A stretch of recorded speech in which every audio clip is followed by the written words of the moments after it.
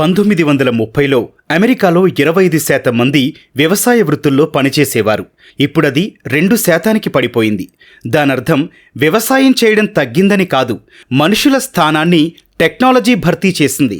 ఒకప్పుడు ట్రాక్టర్లు, ఇతర యంత్ర పరికరాలు సాగులో కీలకంగా ఉండేవి. ఇప్పుడు చాట్‌జీపీటీ లాంటి ఏఐ టూల్స్ రంగప్రవేశం చేశాయి.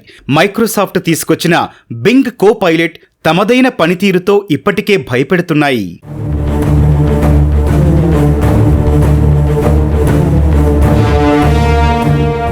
మనిషి చేసే పనులను ఏఐ ఎంతవరకు చెయ్యగలదనే అంశంపై మైక్రోసాఫ్ట్ సంస్థ ఒక పరిశోధన చేసింది.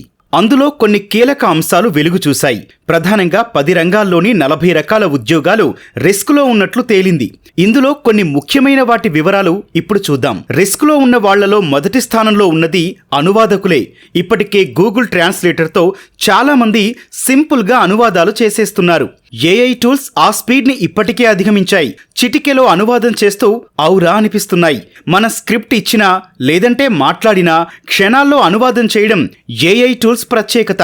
రిస్క్ పరంగా చరిత్రకారులు టాప్ 2లో ఉన్నారని మైక్రోసాఫ్ట్ పరిశోధన వెల్లడించింది.